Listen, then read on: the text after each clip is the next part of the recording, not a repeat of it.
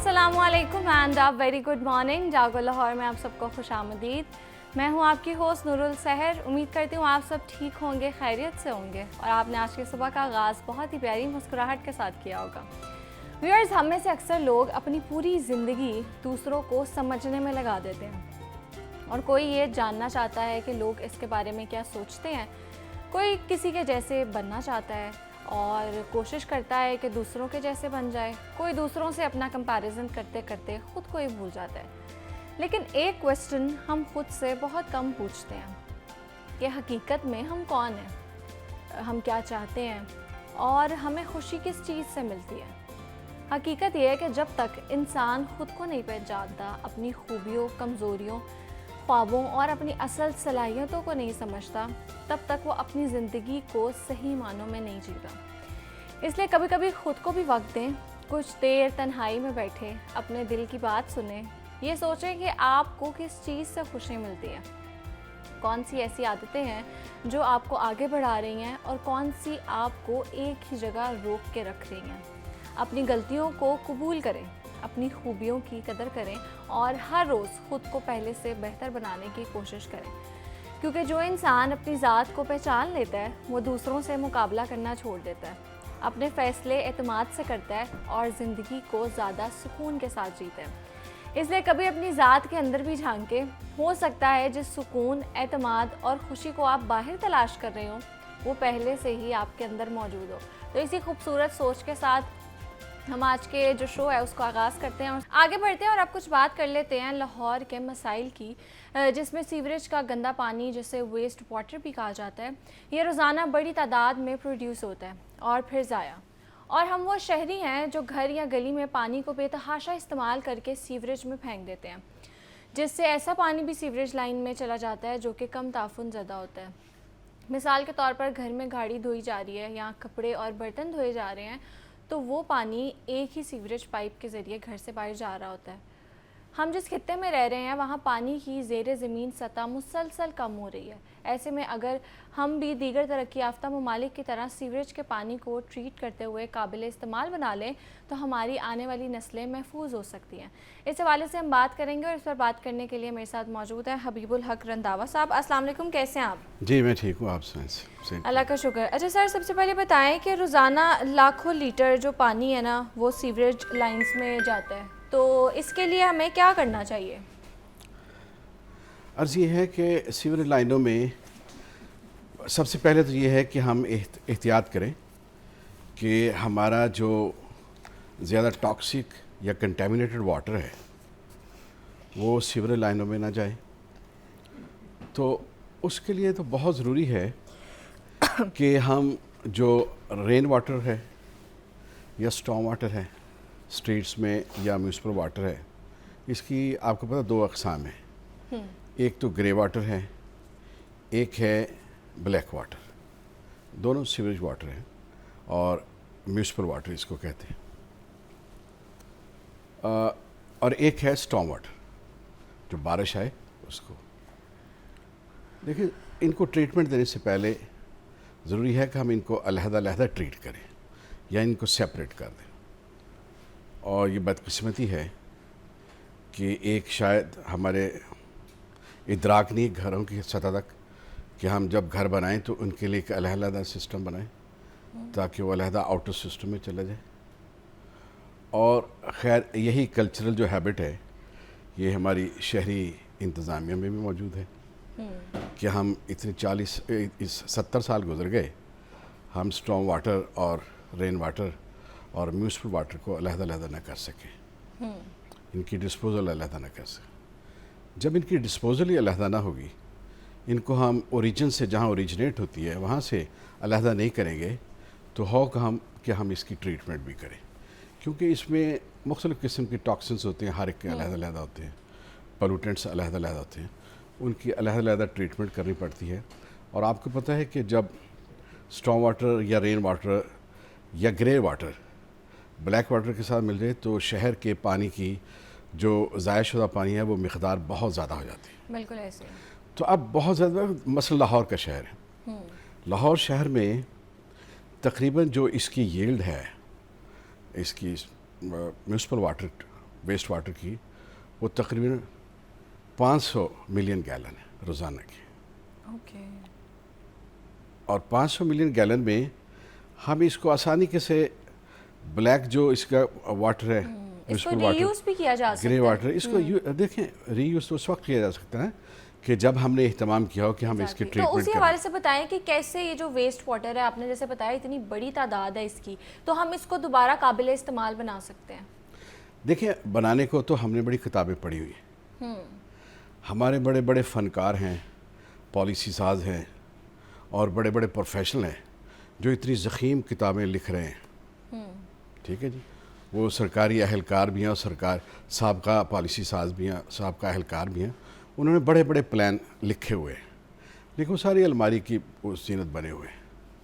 अब देखें, ये तस्वर कीजिए कितना तसाहल है हमें कि हम लाहौर के पानी को ट्रीटमेंट करने के लिए एक भी, पंजाबी में कहते हैं एक चज का या एक अंदाज का हम इस ट्रीटमेंट प्लांट नहीं बना सके। और एक हमारे जहन में प्लान है कि हमने जी बाबू साबू में एक 90 मिलियन गैलन का एक प्लांट तैयार करना है। वो तकरीबन 20 साल से वही जहन में मौजूद है और इसको हम सरफेस पर नहीं ला सके।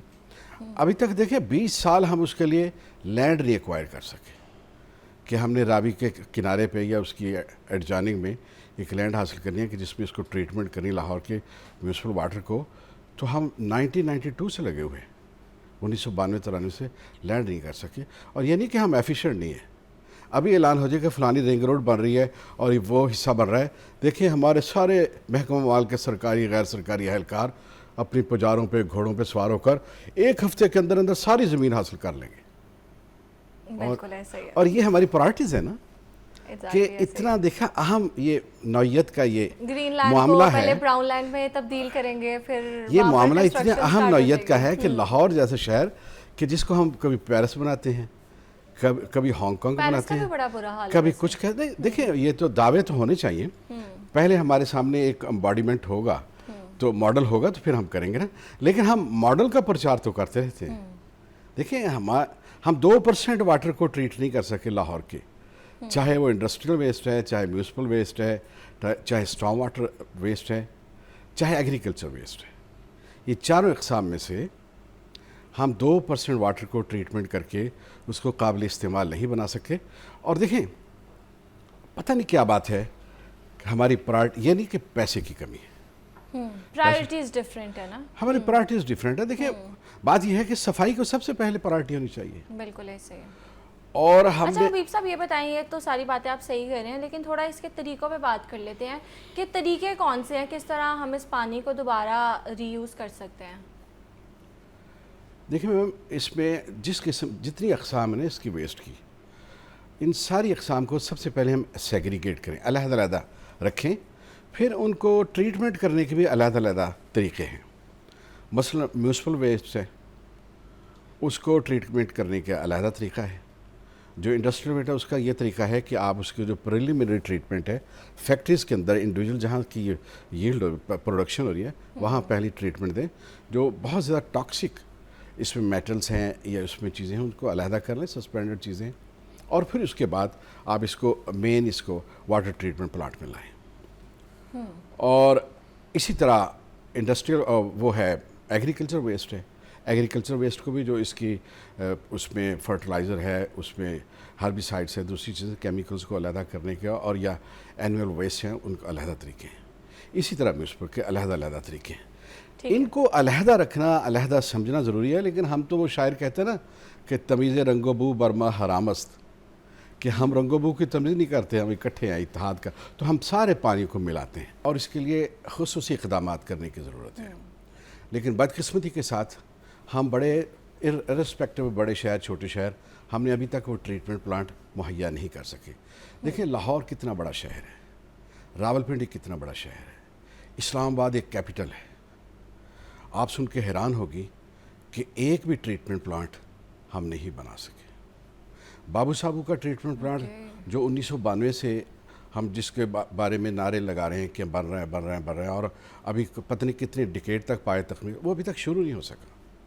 और हमने इसके बहाने से जो कमर्शियल एक्टिविटी शुरू की थी कि हम रावी के गंदे पानियों को हम नहला देंगे, हाँ जी, मुरस्सा कर देंगे, हमने वो कमर्शियल एक्टिविटीज़ के कमर्शलाइजेशन, वो प्लाटिंग, वो रेजिडेंशियल एरियाज़, वो दरिया के किनारे तो हमने अलाट भी कर दिए, वो अनाउंस भी कर दिए, लेकिन उसके बारे में हमें सोचा नहीं। क्या बात है कि 50 बिलियन जो पूरे प्रोजेक्ट पे लगना है, चले अब 70 बिलियन लग जाए तो आप फेजेस में 10-10 बिलियन भी इसके लिए एलोकेट नहीं कर सकते, शुरू नहीं कर सकते। और हर वक्त आप ये कहते हैं कि पानी, पैसे की कमी है। पिंडी का एक वो पिछले 20 साल से शुरू है, पिंडी का प्लांट, ट्रीटमेंट प्लांट, वो भी अभी शुरू नहीं कर सके। और ये बहाना लगा रहे हैं कि जी हमने अभी तक जो नाला लई की इसकी जो दोनों साइडों पे हमने वो रोड बनानी है वो नहीं बन रही, उसका प्लान नहीं हो रहा, और इसका क्रॉस सेक्शन नहीं बन रहा, इसलिए नहीं कर रहे। मतलब हमने हर प्रोजेक्ट को जो पब्लिक की अहमियत का है और हिफ्ज़ान सेहत का है, उसको हमने कमर्शियल एक्टिविटी के साथ हमने मुदगम कर दिया है। ठीक है जी। और हम मशरूत करने के बाद कहते हैं लेकिन चले मशरूत हो गया, इसको भी कर लें, पैरेलल आप कमर्शलाइजेशन भी कर लें, दूसरी भी कर लें, लेकिन करें तो सही। आप कमर्शलाइजेशन को आप पहले पकड़ लेते हैं और उसके लिए आप सारी सोसाइटीज़ बना लेते हैं, आप प्लाजे बना लेते हैं ऑन ईदर साइड, लेकिन आप जो जिस मकसद के लिए जो पर्पस बिल्ट जो प्रोजेक्ट है आपका, उसको आप छेड़ते कुछ भी नहीं करते।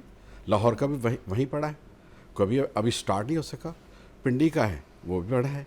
देखिए मैं समझता हूँ मुल्तान के हद तक तो कुछ उन्होंने किया है फैसला, लेकिन ये उतनी जो इसकी यील्ड है वहाँ, उस लिहाज से तो हम अभी तक कोई काम ही नहीं कर सके। और मैं समझता हूँ कि अगर हमारे कैटेगराइज किया जाए पूरी दुनिया के ममालिक में, तो शायद इसमें भी हमारा सबसे आखिर में नंबर है। देखिए कितनी बदकिस्मती की बात है कि हमारी जो कैपिटल टेरिटरी इस्लामाबाद है और जिसकी यील्ड भी तकरीबन 90 मिलियन गैलन रोज़ाना है सीवेज वाटर की, उसमें एक ट्रीटमेंट प्लांट था जिसकी 3 से 4 मिलियन गैलन कैपेसिटी थी, वो भी मैकेनिकली वो किसी फॉल्ट की वजह से बंद पड़ा है, काम नहीं कर रहा।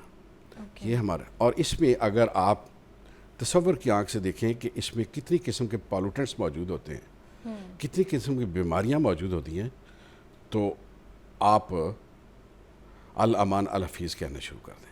अच्छा, तो हबीब साहब ये बताएं फिर फौरी इक़दाम हमें क्या करने चाहिए? फौरी इक़दाम तो यही हैं कि देखिए हम अपनी प्रायरिटीज़ को हम ये समझें कि फ़ौरी नौइयत की जो हमारी अहमियत तलब बात है, वो हमने बीमारी का तदारक करना है।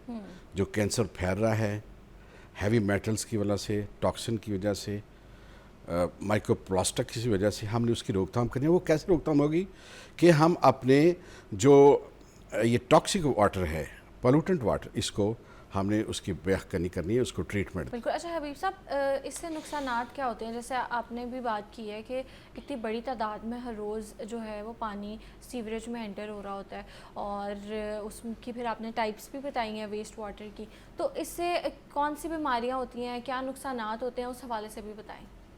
देखिए मैडम, सबसे बड़ी बात तो ये है कि वो मिनरल्स, वो पोल्यूटेंट्स, वो कंटेमिनेंट्स जो हमें दिखाई नहीं देते, जिसमें माइक्रोप्लास्टिक्स हैं, जिसमें कई फर्टिलाइज़र भी मौजूद है खेतों के, जिसमें ये है कि हमारी गाड़ियों का वेस्ट है, ऑयल है, ये जब मिलता है और फिर दोबारा हम इस्तेमाल करते हैं पानी को, क्योंकि पानी हम जब उसको साफ़ ही नहीं कर रहे तो इस्तेमाल करते हैं उसी को, और वो चीज़ें जो हमें दिखाई नहीं दे रही वो दोबारा हमारे जिस्म का हिस्सा बनकर हमारे लिए वो बीमारियों के बायस बन रही हैं कि जिसका आप तसव्वुर नहीं कर सकते, जिसमें कैंसर मौजूद है, हड्डियों की बीमारियाँ मौजूद हैं, और हमारे जो खून में मुख्तलिफ़ किस्म की ये बीमारियाँ आजकल आ रही हैं, जो हमें नया इदराक हो रहा है, वो भी सारे ये पानी की वजह से और ख़ुराक की वजह से।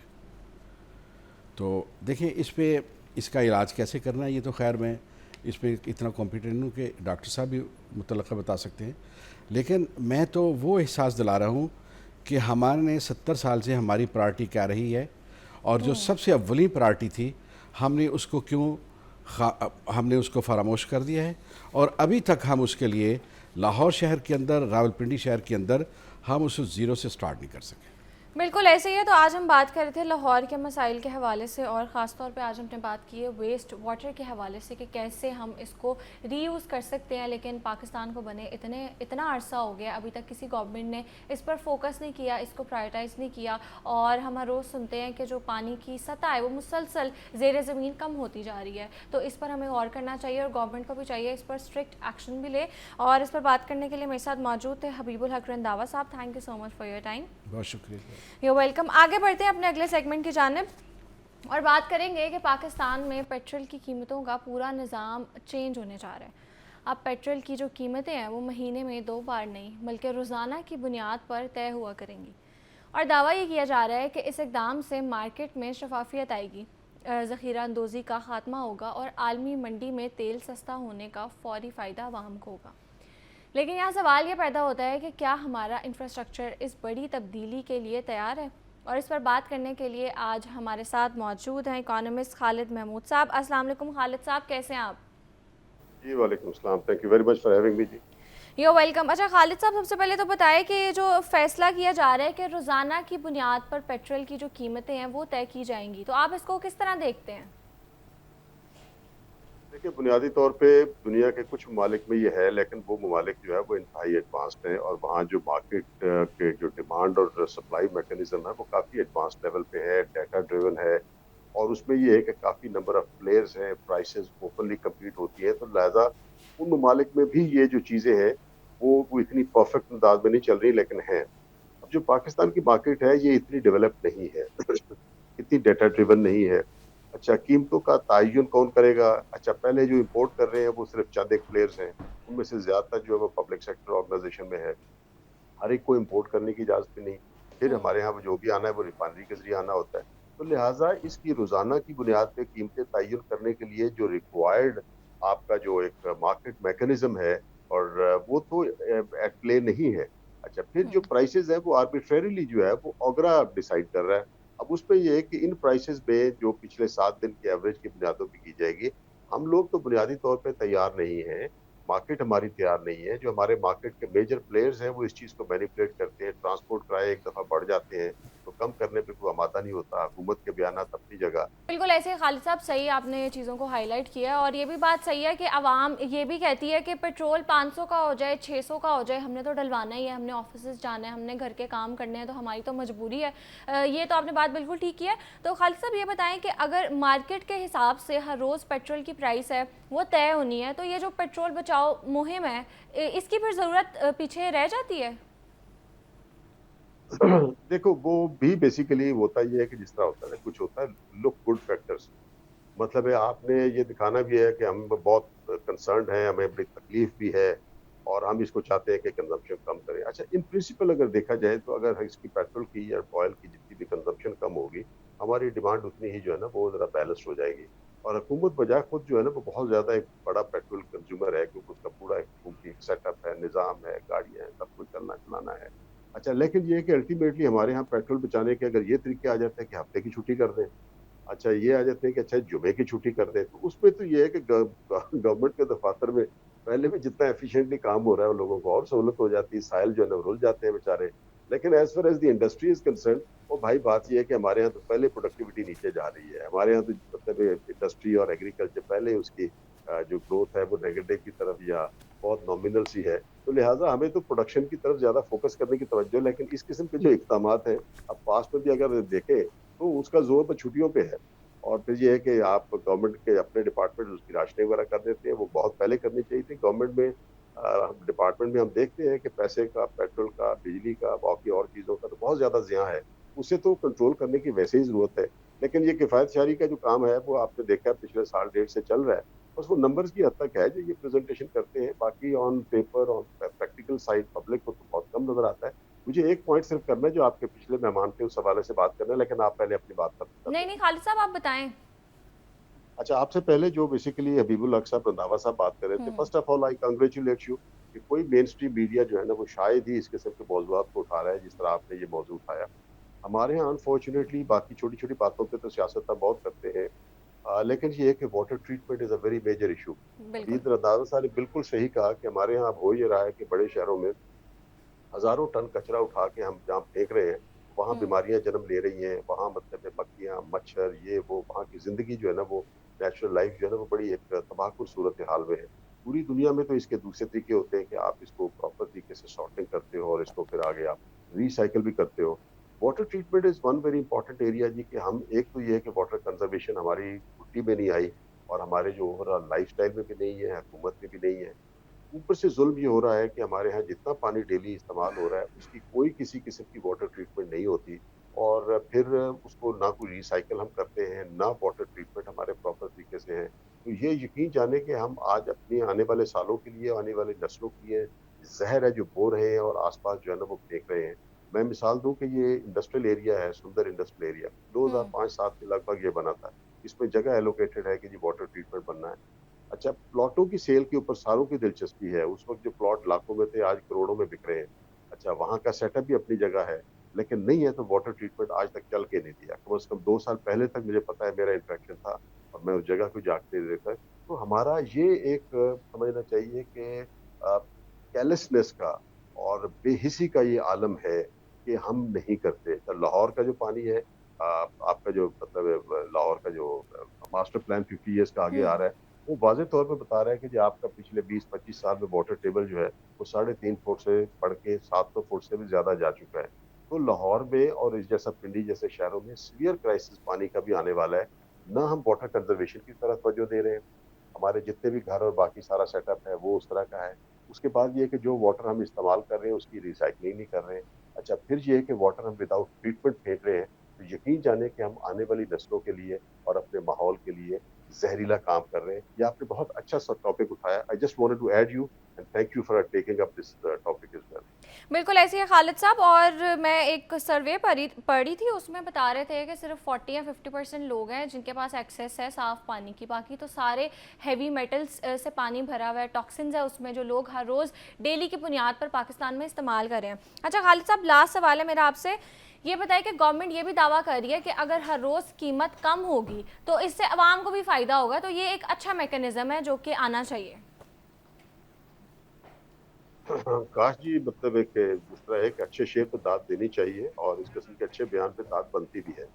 लेकिन हमारा पास्ट का एक्सपीरियंस तो बड़ा मुख्तलिफ है जी, कि कीमतें जब बढ़ती हैं उसका इम्पैक्ट फौरी तौर पे आता है, और जब कीमतें कम आती हैं तो उस वक्त हुकूमत डंडा लेके भी पीछे चढ़ती है, लेकिन इसके बावजूद जो है वो ठीक लोग है खालिद साहब, सामने हम वाले इसको से कीमतें दोबारा कम। कंटिन्यू करेंगे किसी दिन। मुझे आपको खुदाफिज कहना पड़ेगा, हम इसको अगले सेगमेंट में दोबारा कंटिन्यू करेंगे। तो आज हम बात कर रहे थे पेट्रोल की प्राइसेस के हवाले से, और जो गवर्नमेंट कह रही है कि डेली की बुनियाद पर इसको इंक्रीज़ किया जाएगा, उसी पर बात कर रहे थे। और खालिद साहब मेरे साथ मौजूद थे। खालिद महमूद साहब, बहुत शुक्रिया आपका। एक ब्रेक के बाद दोबारा मिलते हैं।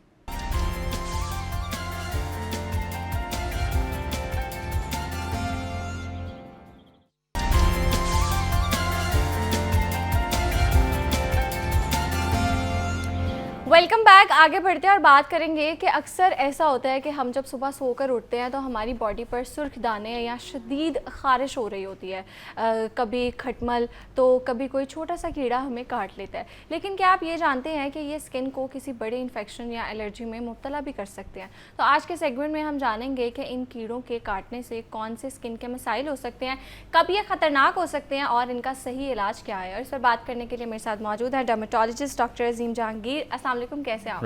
अल्लाह का शुक्र। अच्छा डॉक्टर साहब, सबसे पहले बताइए, ये जो वेदर है ना, ह्यूमिड वेदर, इसमें बहुत से कीड़े आ जाते हैं और वो एक ब्राउन चूंटी भी आ जाती है जो आपको बहुत बुरा काटती है और सही अच्छी खासी दर्द होती है, और इसमें कीड़े भी बहुत ज़्यादा आ जाते हैं। और जो हमारे पास डॉक्टर्स आते हैं ना, वो ये बताते हैं कि जो वैसे भी बैक्टीरिया है ना, उसका ये फेवरेट वेदर है क्योंकि इसमें वो जल्दी ग्रो होता है। इसमें मुख्तलिफ मसाइल होते हैं, हमारे स्टमक के भी मसाइल होते हैं, फिर डेंगू मलेरिया ये चीज़ें भी फैल जाती हैं। तो सबसे पहले बताइए कि जब कोई कीड़ा हमें काट जाए तो फर्स्ट स्टेप क्या होना चाहिए? सबसे पहले तो ये बात है कि आपने देखना है कि कीड़ों से बचना सबसे इम्पोर्टेंट स्टेप है कि आप कीड़ों से बचें। इस मौसम में सबसे ज़्यादा जो बच्चों को कहते हैं ना दाने निकलते हैं, आपने देखा कहते हैं बच्चों को दाने निकल आते हैं, पीप वाले दाने निकल आते हैं। वो होता ही है कि कीड़ा कोई काट के गया, उसमें शायद कोई जरासीम ना भी हो। जिस तरह मच्छर हैं, हर मच्छर में डेंगू का वायरस या जो मलेरियल पैरासाइट नहीं होता, हर मच्छर में नहीं होता। लेकिन जब मच्छर काट जाता है, जब बच्चे वहाँ पे खारिश करते हैं या बड़े भी खारिश करते हैं, तो हमारे नाखून के नीचे जो बैक्टीरिया होते हैं, जो जरासीम होते हैं, वो उसमें इन्फेक्शन कर देते हैं। तो उसके लिए ये कि अगर आपके पास कोई दवाई नहीं है और आपको कोई कीड़ा काट गया है, तो आपने पहले ये देखना है क्या उसका रिएक्शन बहुत ज़्यादा तो नहीं हो रहा। अगर बहुत ज़्यादा रिएक्शन, कुछ ऐसे भी कीड़े काटते हैं या कोई ऐसे भी काफ़ी दफ़ा हो जाता है कि उससे कोई सिस्टेमिक डिजीज़, जिस तरह मलेरिया या डेंगू है, ये भी एक मच्छर काटने से होता है ना। तो इसलिए देखना ये कि क्या वो मच्छर जो काट के, क्या अगर उसका आपको बुखार होने लग गया है, कोई आपको झुरझुरी आ रही है, आपको कोई शिवरिंग शुरू हो गई है, तो इसका मतलब है कोई सचमुच कोई बड़ी बीमारी होगी। वरना अगर वहाँ पे खारिश हो रही है और आपके पास कोई भी दवाई नहीं है, तो आप कोई ठंडा बर्फ़ का टकोर कर सकते हैं वहाँ पे, ठीक है। लेकिन उसको हमेशा कपड़े में बंद करके करते हैं ताकि वहाँ पे जल्द मर ना जाए वहाँ पे, यानी वो एक किस्म का फ्रॉस्ट बाइट हो सकता है। तो उसको आप कपड़े में लपेटेंगे और वहाँ पे आप ठंडा टकोर करेंगे। अगर आपके पास कोई जाने की कोई अगर डर्मेटोलॉजिस्ट है, तो हम आमतौर पे थोड़े दिनों के लिए बहुत माइल्ड सा स्टीरॉइड देते हैं लगाने वाला, लेकिन वो that is not recommended usually कि छोटे मोटे मच्छर के काटने से या कोई कीड़े के काटने से नहीं होता। लेकिन सबसे ज़्यादा इंपॉर्टेंट ये है कि आजकल के जो मौसम है उसमें जुराबें हमेशा उल्टी करके देखें कि उसके अंदर कोई कीड़ा बीड़ा तो नहीं बैठा हुआ। जूता जब भी पहने, ये नबी पाक सल्लल्लाहु अलैहि वसल्लम की सुन्नत में से है कि जब आप जूते को झाड़ के पहने, जो आपका लिहाफ है उसको झाड़ के लेटें, अपने बिस्तर को, तकिए को झाड़ के लेटें। ये हाँ मुझे लगता है आजकल ज़रा कुछ कम फैशन में है ये चीज़ें, but this should be done. और ये जो आपने बात किया ना, कपड़ों को झाड़े हैं, बिस्तर को झाड़े हैं, अब तो साइंस ने भी इस चीज़ को प्रूव किया है कि जब हम पूरा दिन हम उठे हैं, हमने अपना बेड नहीं बनाया, हमने उसको बेसिक, आप हर रोज़ नहीं भी अपनी बेडशीट चेंज करें, आप उसको झाड़ें अच्छे से। अगर आप नहीं झाड़ते तो बहुत से हमारे डेड सेल्स हैं जो रात को उतरते हैं, और जब हम दोबारा उसी पर सो जाते हैं ना, तो वो हमारी बॉडी के लिए भी अच्छे नहीं होते। उसका तो मेरा ख्याल साइंटिफिक प्रूफ नहीं है, बट द थिंग इज़ कि जो आपने सफाई सुथराई की चीज़ें हैं ना, वो हमें अपने रिलीजन में इतनी ज़बरदस्त मिली हुई हैं कि उसको साफ़ अपने सफाई रखने का, सफाई निस्फ ईमान है, ये बहुत बड़ी बात है। तो इसको हम समझते नहीं हैं। बिल्कुल। और हमारे पास डर्मेटोलॉजी साइंस थी, उन्होंने बताया था कि इस मौसम में हम धूप देखते हैं, सही वो जिसको नहीं कहते पहाड़ों वाली धूप, तेज़ धूप निकलती है, तो आपने शूज़ अगर पूरे दिन के लिए पहने, आप थोड़ी देर बाहर रख दें। अपने कपड़े अगर आपने दोबारा वेयर करने, आप उसको थोड़ी देर के लिए बाहर रख दें।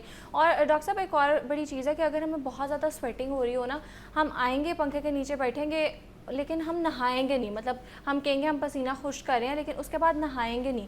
तो नहाना कितना ज़रूरी है अगर आपको बहुत ज़्यादा स्वेटिंग हुई है? देखिए, नहाना जो है ना, वही वाली बात कि सफाई जो निस्फ ईमान है, उसमें नहाना गुस्ल का हमारे तो रिलीजन में इतना ज़्यादा उसका कि गुस्ल लें उसके बाद काफ़ी। तो ये है कि जो आपने अगर सारा दिन अगर आपको पसीना आया हुआ है, तो पसीने से भी काफ़ी दफ़ा जो हॉट ह्यूमिड वेदर है ना, hot humid weather perfect recipe है आपके डिज़ास्टर की, कि जहाँ पे आपको पाँव के दरमियान ख़ास तौर पे जब पसीना आता है और आप उसको खुश्क नहीं करते, तो उसमें इन्फेक्शन, फंगल इन्फेक्शन हो जाती है। ठीक है। अच्छा डॉक्टर साहब ये बताएं, अक्सर जब हम सुबह सोकर उठते हैं ना, तो हमें रैशेस बहुत ज़्यादा हो जाते हैं बॉडी पे, और उसमें इचिंग भी बहुत ज़्यादा हो रही होती है, और जितना हम खारिश करते जाएँ वो उतने ज़्यादा वर्स हो जाते हैं। तो वो क्यों होता है और उसके लिए क्या करना चाहिए? देखिए, पहली बात तो ये कि आपने ये देखना है कि आपकी स्किन की लोग ज़्यादातर अपनी जल्द का ख्याल नहीं रखते। हमारी पूरी सेहत में हमें सबसे जो अहमियत कम हम देते हैं ना, वो देते हैं, मतलब अल्लाह ना करे किसी को हार्ट की बीमारी हो उसको ख्याल रखेगा, किसी और आंखों की भी, नाक कान की हो, लेकिन जल्द को हम कम ख्याल रखते हैं। उसके लिए सबसे जो आसान तरीका है ना आपका, जब आपने अपनी जल्द का ख्याल रखना शुरू करें, अपने कहते हैं ना एक अपने रूटीन बनाएं। बहुत सारी आजकल जिस तरह सीरम्स आ गए हैं, बहुत सारे सन ब्लॉक्स आ गए हैं, मॉइस्चराइज़र्स आ गए हैं, इससे आप अपने स्किन का ख्याल रखना शुरू करें। आम तौर पे जो सोजिश, जिस तरह आपने कहा ना, सुबह उठते हैं और ख़ारिश हो रही होती है जल्द पे, रात को जब हम सोते हैं तो एसी जो है हमारा वो शदीद खुश्की कर देता है। ठीक है। अब आपकी स्किन सारा दिन डैमेज वैसे भी हो रही है, आपकी अल्ट्रा वायलेट लाइट से डैमेज हो रही है, ये लाइट भी डैमेज करती है, और अल्ट्रा वायलेट लाइट तो बहुत ही डैमेज करती है। तो यहाँ पे ये जिस तरह ये सन ब्लॉक हैं, ये आपको लगाना है, और इसमें लिखा है ना, जिस तरह ये एक सन ब्लॉक है, इसमें लिखा है विजिबल लाइट प्रोटेक्शन। अब जो विजिबल लाइट प्रोटेक्शन है, और यहाँ पे कहीं लिखा होगा छोटा सा कि अल्ट्रा, ये देखें UVA और UVB के खिलाफ तो ये काम करता है, लेकिन ये विजिबल लाइट प्रोटेक्शन के बंद करता है। जो विजिबल लाइट प्रोटेक्शन है ना, वो बड़ी ज़रूरी है ताकि आपकी सोजिश में कमी आए। आपको जो बहुत ज़्यादा बुढ़ापा करती है और गड़बड़ करती है, वो ये करती है। दूसरा ये है, यहाँ पता नहीं पड़ा हुआ कि नहीं पड़ा हुआ, कि जो आपका रात को जब आप सोते हैं तो आपने कोई जिस तरह नाइट क्रीम है वो आपको लगा के सोएंगे, नाइट क्रीम को लगा के सोएंगे। इसमें बहुत सारी ऐसी चीज़ें हैं जिसका टेक्निकल नाम लेना यहाँ बहुत ज़्यादा कॉम्प्लिकेटेड हो जाए लोगों के लिए, लेकिन जो रात को आपकी जल्द को रिपेयर करती रहती हैं। ठीक है जी। ठीक है, और ये किसी भी एज में हम यूज़ कर ये सकते किसी हैं? भी एज में यूज़ करते हैं, मतलब आमतौर पर 20-30 साल की उम्र के बाद तो हम कहते हैं कि इसको यूज़ करें। लेकिन उससे पहले भी कर सकते हैं? उससे पहले भी कर सकते हैं, क्योंकि बच्चों को जब दाने निकलते हैं उसमें भी रेटिनॉल ही यूज़ होती हैं। ओके, और ठीक है। सुबह के वक्त जब आप मुंह धो लेंगे, आप माइल्ड किसी सोप से धोएंगे, और उसके बाद आप यहाँ पे कहीं पड़ा होगा डे क्रीम जो है, ये डे क्रीम आप यूज़ कर सकते हैं। डे ठीक क्रीम में वो चीज़ें होती हैं जो कि आपको अल्ट्रावायलेट लाइट से भी बचाती हैं, और उसके बाद साथ ही साथ आपको जो पिगमेंटेशन है उसको इवन करती हैं। डॉक्टर साहब, जी। एक कॉलर भी है मेरे साथ। अस्सलाम वालेकुम लाइबा। वालेकुम अस्सलाम। जी लाइबा, सवाल कीजिए। स्किन नहीं है मेरे, कुछ निशान से है ना। लाइबा, दोबारा सवाल कीजिए, आपकी आवाज़ थोड़ी कट रही है। स्किन निशान से है ना। मुझे समझ नहीं आया, अगर टीम सुन सकती है तो मुझे बता दें कि क्या सवाल किया लाइबा ने। ठीक है, उनके फेस पे निशानात पड़ते हैं, पता नहीं कौन से निशानात हैं, आई गेस एक्ने के होंगे या बम्प्स उसके लिए सबसे आसान मैंने भी आपको यहाँ पे चीज़ बताई, ये आप अल्फा ऑर्बिटन सुबह में लगाएं, इससे निशान ठीक हो जाएंगे, थोड़ी सी हाइड्रेशन हो जाएगी। क्योंकि रात को अगर आपने रेटिनॉल सीरम लगा लिया ना, किधर गया रेटिनॉल सीरम, ये भी पड़ा ये हुआ बिल्कुल आगे पड़ा। रेटिनॉल सीरम जो है, रेटिनॉल सीरम अब इतनी सारी चीज़ें हो गई हैं मार्केट में कि मुझे लोगों को आहिस्ता आहिस्ता समझाना पड़ता है कि या तो आप खुद पढ़ें या हमारे से, मैंने आपको बताया हुआ है कि हम मुफ्त में मशवरा देने को तैयार होते हैं। हाँ, लोग बजाय इसके कि अपनी मर्ज़ी से उल्टी सीधी चीज़ें लगाएं, वो नंबर मैंने बड़ी दफ़ा बताया कि 03-111-077-111, उनसे पूछ लें जी ये मैं करना चाहती हूँ, मुझे कोई प्रोडक्ट बता दें, हम आपको कोई पैसे नहीं देंगे, आपको डॉक्टर को दिखाए बगैर अगर आप कुछ करना ही चाहते हैं तो चाहे वर्बल मशवरा करें, ना डॉक्टर को दिखाएं। और लोगों को डॉक्टर को फीस देते हुए थोड़ा सा दिल को हाथ पड़ता है, तो मैं कहता हूँ कि वो बजाय इसके कि आप वैसे ही लगाएं, क्योंकि मुमकिन है कि हम ये कहें अभी आपने कुछ भी नहीं लगाना, सिर्फ मॉइस्चराइज़र लगाएं और सन ब्लॉक लगाएं। अगर आपकी जिल्द को कुछ भी नहीं है ना, अगर आप कुछ भी नहीं करेंगे तो सन ब्लॉक लगा लें, मॉइस्चराइज़र लगा लें, तो कुछ ना करने से फिर भी बेहतर है। ठीक है। तो इनके लिए जो आपकी कॉलर थी कि ये सबसे आसान पहला स्टेप है, अगर आपने डॉक्टर के पास नहीं जाना, कि ये अल्फा ऑर्बिटन ये लगाएंगे सुबह के वक्त और रेटिनॉल सीरम लगाएं रात के वक्त, लेकिन पहले हफ्ते में दोनों नहीं लगाने, पहले एक शुरू करेंगे, एक हफ्ता लगा लिया, कोई रिएक्शन नहीं हुआ, कोई मसला, फिर ये दूसरा वाला शुरू करें। अगर ये इन्होंने पिगमेंटेशन से बचना है तो ये दो चीज़ें बड़ा अच्छा काम करेंगी। प्रॉब्लम ये है कि लोग उसके ऊपर सन ब्लॉक नहीं लगाते, बिल्कुल SPF लोग बिल्कुल भी इस्तेमाल नहीं करते। तो आपने सुबह अगर अल्फा ऑर्बिटन लगाना है तो उसके ऊपर आपने सन ब्लॉक लगाना है जिसमें कि विजिबल लाइट प्रोटेक्शन हो। ठीक है, इससे ये आपका सबसे आसान और बगैर डॉक्टर के पास जाए फर्स्ट स्टेप है। ठीक है, कॉलर है मेरे साथ। अस्सलाम वालेकुम अब्दुर्रहमान। वालेकुम सलाम। जी सवाल कीजिए। वालेकुम सलाम। जी मैडम, मेरा आपसे सवाल है कि जी मेरे घर वाली जो है उनके चेहरे पे ना स्याहियां हैं जी, वो उनका कोई इलाज बता दें। उनके चेहरे पे ना स्याहियां हैं और वो प्रेग्नेंट भी हैं। स्याहियां हैं और प्रेग्नेंट है। ठीक है, प्रेग्नेंट है और उनके मुंह पे आई गेस पैचेस हैं, वो स्याहियां। मिलाजमा, काफ़ी उसको क्लोएज़मा बोलते हैं। जो ये जो स्याहियां ना जी, ड्यूरिंग द प्रेगनेंसी मेरी रिकमेंडेशन होती है कि बहुत ज़्यादा दवाइयाँ इस्तेमाल ना करें। ठीक है, आप सिर्फ सन ब्लॉक लगाएं, सन से प्रोटेक्शन करें, ऊपर दुपट्टा ले लें, चादर ले लें जब आप धूप में जाएं, और जो प्रेगनेंसी के बाद इनका इलाज शुरू करें जब ठीक है। ख़त्म हो जाए, कंप्लीट हो जाए प्रेगनेंसी। उसकी वजह ये है कि कुछ दवाइयाँ उनका भी एविडेंस नहीं है हमारे पास कि क्या प्रेगनेंसी में सेफ़ हैं कि नहीं है, तो best to avoid unnecessary things during pregnancy. ठीक है, और बाद में इसका बाद इलाज में आप उसका आप खुले डुले तरीके से इलाज कर सकते हैं, because then you don't have to worry about it. कुछ दवाइयाँ हैं जो कि माँ के दूध में भी खारिज हो सकती हैं, तो वो भी आपने ख्याल रखना है। अगर आपके पास कुछ भी ना हो तो आप पहले जो पीछे इंग्रेडिएंट लिखे होते हैं ना किसी भी दवा के या किसी भी कॉस्मेटिक्स के भी साइड पे इंग्रेडिएंट लिखे होते हैं कि इसमें क्या क्या है। फॉर एग्जांपल इसमें ये अब फर्क ये नाइट क्रीम है और आप देखना चाहते हैं नाइट क्रीम में है क्या, तो खुदारा इंग्रेडिएंट पढ़ना शुरू करें। ठीक है, ये इसमें लिखा हुआ पेप्टाइड्स हैं, रेटिनॉल है, टोकोफेरॉल, विटामिन ई जिसको है। अब लोगों को काफ़ी पता नहीं चलता कि टोकोफेरॉल और विटामिन ई एक ही चीज़ है। अब अगर विटामिन ई है तो मैं उसमें कोई परेशान नहीं होगा कि प्रेगनेंसी में कर सकते हैं, लेकिन अगर रेटिनॉल सीरम होगा कोई तो मैं आमतौर पे, मैं ज़रा थोड़ा सा वहमी डॉक्टर हूँ कह लें, कि मैं कहता हूँ कि उसको प्रेगनेंसी में अवॉइड करें।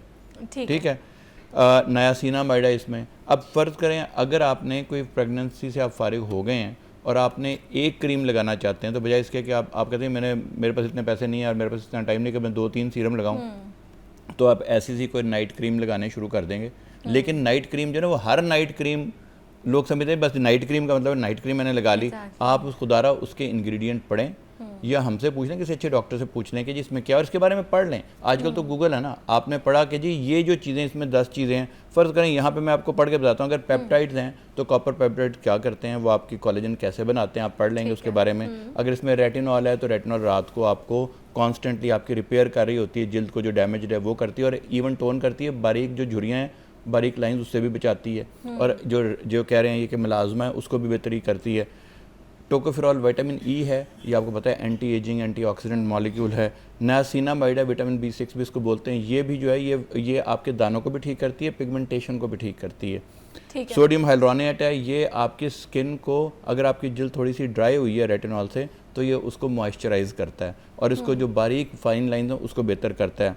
शिया बटर है, सीरामाइड्स हैं, ceramide and olive squalane, these are very very good molecules, लोगों को पता ही नहीं है।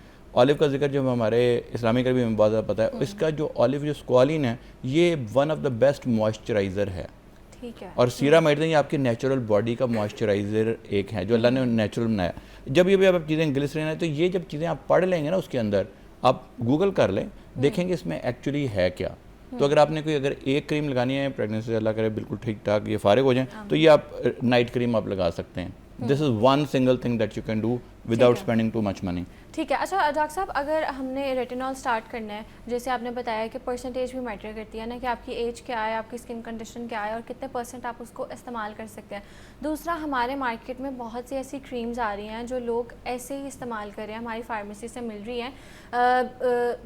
मेरा ये क्वेश्चन है, जैसे स्किन ए क्रीम है और इसके अलावा भी बहुत सी क्रीम्स हैं, तो क्या हम इनको खुद से बगैर किसी डर्मेटोलॉजिस्ट की रिकमेंडेशन के हम इसको इस्तेमाल कर सकते हैं? नहीं करना चाहिए। उसकी वजह है कि रेटिनॉइड और रेटिनॉल में फ़र्क है। Retinoids are medicine, retinol is not a medicine जी। रेटिनॉइड्स तो आपको बगैर प्रिस्क्रिप्शन के मिलनी ही नहीं चाहिए पाकिस्तान में, लेकिन बगैर प्रिस्क्रिप्शन के देखें गवर्नमेंट क्या कर सकती है, बेचारा ड्रैप क्या करेगा। वो कहते हैं जी कि बगैर, उन्होंने ऊपर लिखवाया हुआ है कि बगैर प्रिस्क्रिप्शन के ना दें। लोग अगर जाके किसी जानने वाले से ले लेते हैं तो ये तो उनका अपना कसूर है ना। बिल्कुल ऐसे। हमारा बड़ा आसान काम है कि जो काम ख़राब हो हम खुद जाके गलत क्रीम उठा लें और कहें जी गवर्नमेंट ने मुझे लेने क्यों दी। ठीक है। ठीक है डॉक्टर साहब, तो आज हम बात कर रहे थे कि अगर हमारी स्किन पे किसी भी किस्म की एलर्जी हो जाए, कोई हमें इंसेक्ट काट जाए, तो हमें क्या करना चाहिए, और इस पर बात करने के लिए मेरे साथ मौजूद है doctor Azeem. Thank you so much for your time. एक ब्रेक के बाद दोबारा मिलते हैं।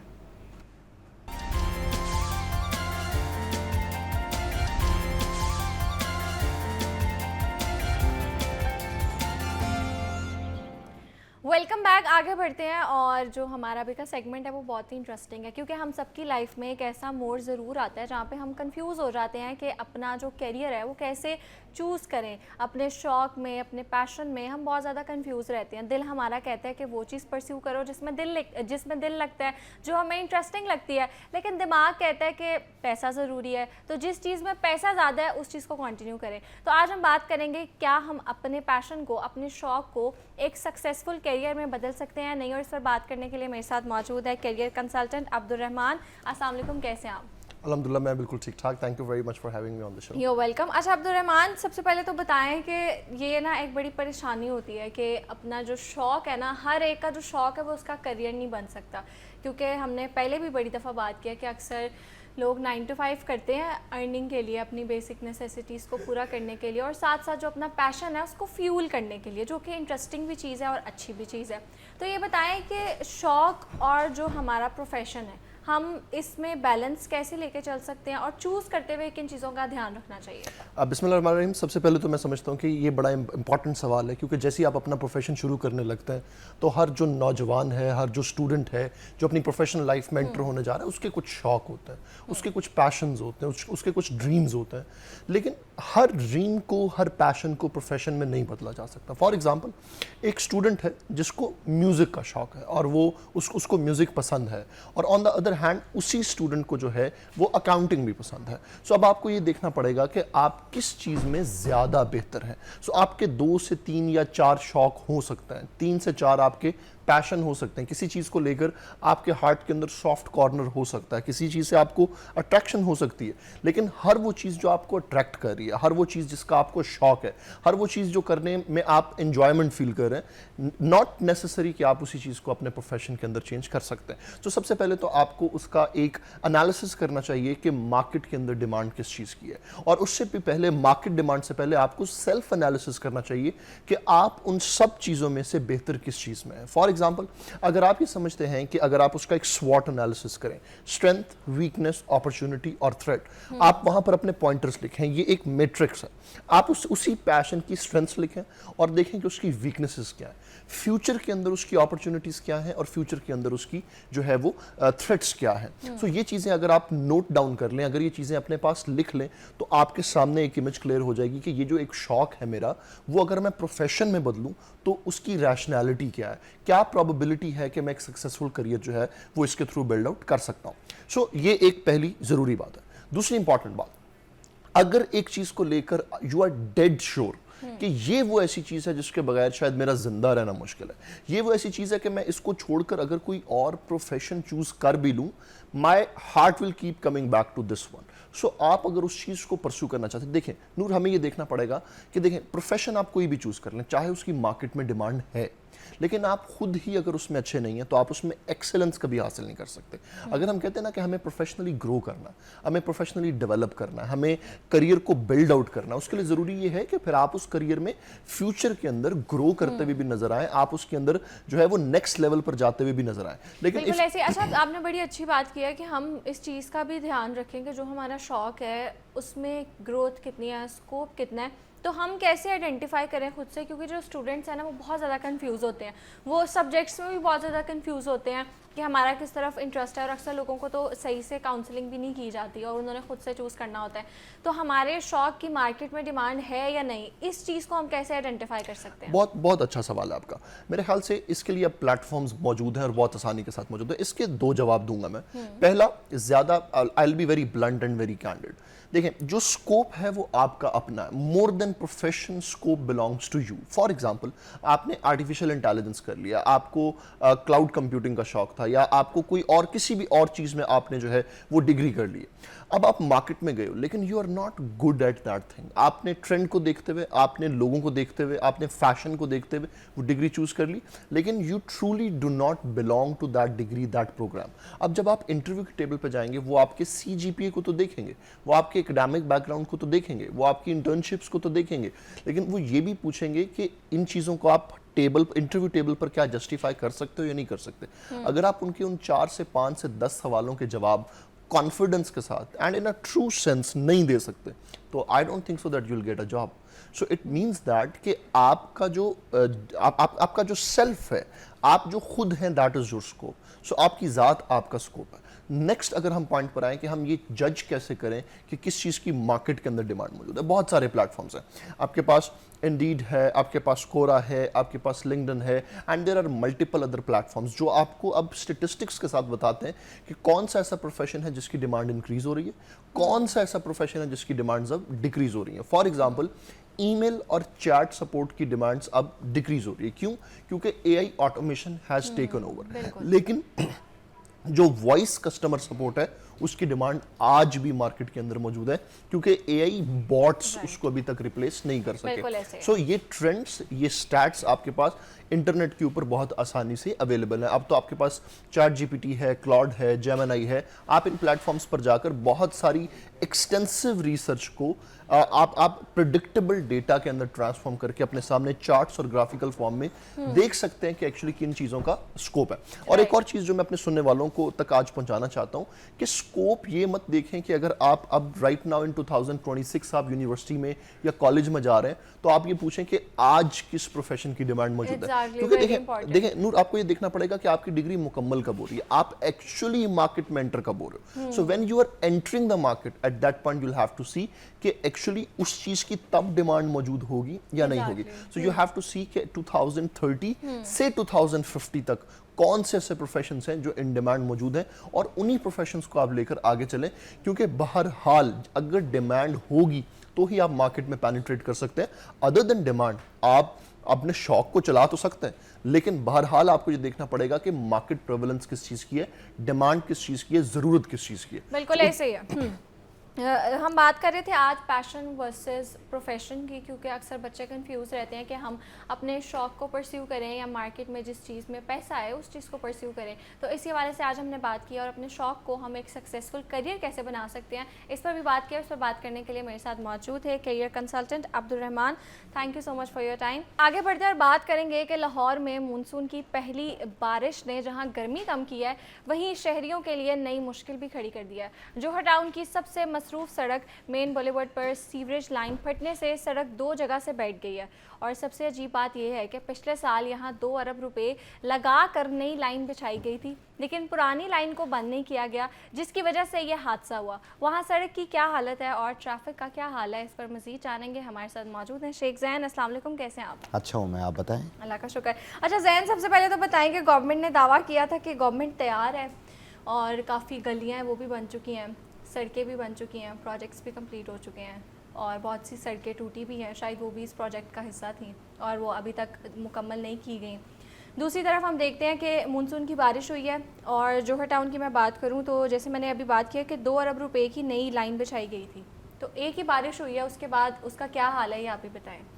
अरबाब इख्तियार के एक बड़े आला शख्स ने कहा कि आप सुबह मॉर्निंग शो में इतने सख्त सवाल करते हैं, तो मॉर्निंग शो तो बड़े लोग वो मज़े के लिए देखते हैं और आपके इतने सख्त सवाल होते हैं। तो मैंने उनको कहा कि हमारे सख्त सवालों के ऊपर आपकी सारी तवज्जो है, अपने काम के ऊपर आपकी कोई तवज्जो नहीं है। तो अगर इनकी काम के ऊपर तवज्जो होती तो आज हम जोहर टाउन मेन बुलेवार्ड पर पड़ने वाले जो ये 2 सीवरेज के शिगाफ हैं, इनके ऊपर डिस्कशन ना कर रहे होते। आवाम को ये सख्तियाँ देते हैं तो हम तो आवाम की आवाज़ हैं, हम फिर वो आवाज़ बन के जो प्रॉब्लम्स हैं उसके बारे में डिस्कस करते हैं। और मुझे चाहिए कि उनको सिर्फ इस चीज़ पे फोकस नहीं करना चाहिए कि मेरे सवाल सख्त होते हैं, नहीं, वो ये देखें कि उनकी कारकर्दगी क्या है। एग्जैक्टली और सिर्फ थोड़ा सा माजी में लेके जाता हूँ आपको, 2018-19 से लेकर 2025 तक यही सीवरेज लाइन है जिस पर 21 मरतबा शिगाफ पहले भी पड़ चुका है। और 1-2 साल पहले जो सोशल मीडिया पे वीडियो वायरल हुई थी कि एक जगह पर शिगाफ पड़ा था, उसमें एक गाड़ी गिर गई थी, बाइक्स गिर गई थी, ये भी वही सड़क है जिसमें गाड़ी और बाइक्स गिरी थी। और ये 2 रोज़ कबल मॉनसून की लाहौर में पहली मूसलाधार बारिश थी और अभी तो जोहर टाउन में सिर्फ 50 मिलीमीटर बारिश रिकॉर्ड की गई और उसके बाद उसके ये आउटकम सामने आए कि तकरीबन 200 से 300 मीटर के फासले पर 2 मुकाम पर शिगाफ पड़ गया। अभी तो इस लाहौर ने 200 से 250 मिलीमीटर बारिश देखनी है, तो इसको इस 50 मिलीमीटर को बारिश को जहन में रखकर अब अगले 250 मिलीमीटर को सोचें तो देखें कि क्या ये सड़क बरकरार भी रहेगी या नहीं। और सिर्फ एक छोटी सी नेग्लिजेंस, जिस तरह आपने अभी बताया कि इसी सड़क पे 1 साल पहले 2 अरब रुपए की लागत से नया सीवरेज सिस्टम बिछाया गया है, तो फिर पुराने को बंद क्यों नहीं किया बस गया? सिर्फ इतनी सी बात है कि पुराने को बंद क्यों नहीं किया गया। जब आपने नया सीवरेज ऑपरेशनल कर दिया, वहाँ से लोगों को कनेक्शन कर दिए, उस लाइन से जो सीवरेज का पानी है वो जा रहा है, तो उस बेचारे को बंद कर देते, वो सीवरेज लाइन बंद हो जाती, उसकी बैक फिलिंग कर दी जाती, उसमें मिट्टी ऐड कर दी जाती, तो ये इस तरह के जो इंसिडेंट है वो ना होते। आप बिलीव करें इस बात को कि मेरे कई दोस्त मुझे ये कहते हैं कि जोहर टाउन मेन बुलेवार्ड से गुजरने से डर लगता है कि पता नहीं किस वक्त हमारी गाड़ी इस सड़क के अंदर धंस जाएगी। बिल्कुल ऐसे। अच्छा सैन, जैसे आपने बात किया कि आइडेंटिफाई किया गया था, तो फिर बजट भी दिया होगा और वासा को हर साल बजट दिया जाता है जब भी मानसून से पहले कि वो नालों की सफाई करे और उसके अलावा नई मशीनरी के लिए भी बजट दिया जाता है। अगर 50 ये जो कितने आपने अभी हाईलाइट किया था 50 मिलीमीटर जो बारिश है इतनी सिर्फ हुई और वासा का सिस्टम फेल हो गया है, तो आगे क्या करेंगे हम? देखिए, अभी तक वासा इंतज़ामिया अपने सिस्टम के हवाले से एग्जैक्ट फिगर ही नहीं ला सकी कि हम कितने मिलीमीटर बारिश को कितने देर में नकास कर सकते हैं। ये जिस तरह आप अभी 50 मिलीमीटर का हवाला दे रहे हैं, वो कहा यह जाता है कि हम 100 मिलीमीटर बारिश को बर्दाश्त कर सकते हैं, अगर 1 घंटे में 100 मिलीमीटर बारिश हो तो उसका निकास कर लेंगे। तो अगर आप निकास कर लेंगे तो फिर ये इस तरह के वाक़यात क्यों पेश आ रहे हैं?